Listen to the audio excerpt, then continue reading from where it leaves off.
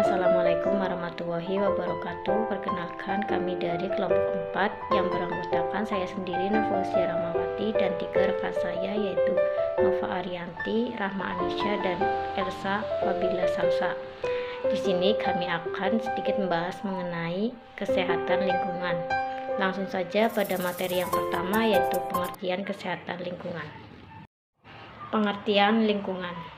Menurut WHO dan MKU 2014 halaman 48-49, kesehatan lingkungan adalah ilmu dan keterampilan yang memusatkan perhatiannya pada usaha pengendalian semua faktor yang ada pada lingkungan fisik maupun manusia yang diperkirakan menimbulkan atau yang menimbulkan hal-hal yang merugikan perkembangan fisiknya, kesehatan maupun kelangsungan hidupnya. Kesehatan lingkungan pada hakikatnya adalah suatu kondisi atau keadaan lingkungan yang optimum sehingga berpengaruh positif terhadap terwujudnya status kesehatan yang optimum pula. Ruang lingkup kesehatan lingkungan tersebut antara lain mencakup perumahan, pembuangan kotoran manusia atau tinja, penyediaan air bersih, pembuangan sampah, pembuangan air kotor atau limbah, rumah hewan ternak atau kandang, dan sebagainya. Materi selanjutnya yaitu faktor dalam membangun rumah. Menurut Mubarok dalam Selamat 2018 halaman 8-10, adapun faktor-faktor yang perlu diperhatikan dalam membangun rumah adalah sebagai berikut. Yang pertama yaitu tingkat kemampuan ekonomi, yang kedua ada faktor alam atau lingkungan, yang ketiga ada kemajuan teknologi, dan keempat ada peraturan pemerintah menyangkut tata guna bangunan. Nah, yang pertama yaitu tingkat kemampuan ekonomi. Jika ingin membangun suatu rumah, tentunya akan mengukur tingkat kemampuan ekonominya, terutama menyangkut kesiapan finansial. Bagi masyarakat desa, terkadang persoalan tidak serumit di perkotaan, di mana tanah dan bahan-bahan yang dipergunakan untuk membangun suatu perumahan tidak semahal di kota. Selain itu, membangun rumah tidak hanya sekedar membangun saja, tetapi bagaimana perawatan rumah tersebut sehingga dapat dipergunakan dalam jangka waktu yang lama, bahkan dapat dinikmati oleh anak cucunya. Nah, yang kedua yaitu ada faktor alam atau lingkungan. Nah, lingkungan yang dimaksud termasuk lingkungan fisik, biologis, maupun sosial. Hal ini menyangkut bagaimana kondisi lingkungan, alam, dan sosial sekitar kita, misalnya seperti membangun rumah di daerah yang rawan bencana banjir, harus diperhatikan letak tanahnya. Diupayakan agar sebelum dibangun ketinggian tanah harus diperkirakan agar di saat musim penghujan tidak kebanjiran. Nah, yang ketiga yaitu ada kemajuan teknologi. Saat ini teknologi perumahan sudah begitu modern.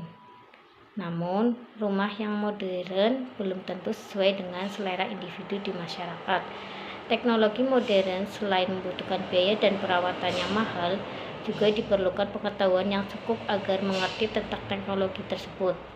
Bagaimanapun, masyarakat telah memiliki teknologi perumahan yang telah diwarisi dari orang tuanya.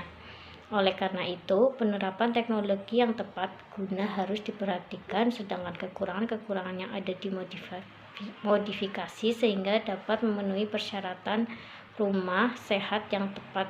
Nah, yang terakhir yaitu ada peraturan pemerintah menyangkut tata guna bangunan. Peraturan pemerintah terkait tata guna bangunan jika tidak dibuat secara tegas dan jelas dapat menyebabkan gangguan ekosistem seperti banjir, pemukiman kumuh, dan lain-lain. Saat ini di kota-kota besar hal ini sudah menjadi problem yang kompleks. Namun jika di pedesaan hal-hal ini belum menjadi masalah yang serius.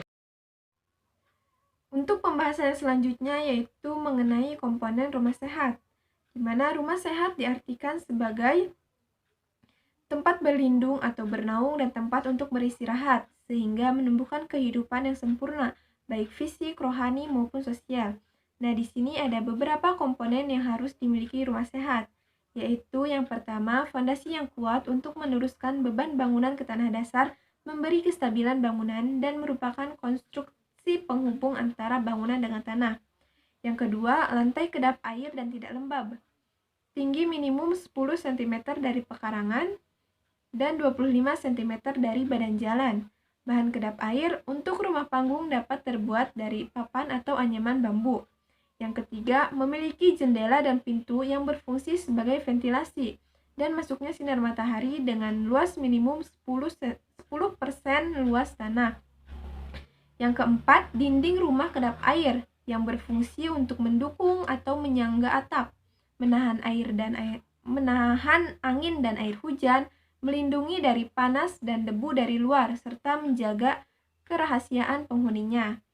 Yang kelima, langit-langit untuk menahan dan menyerap panas terik matahari.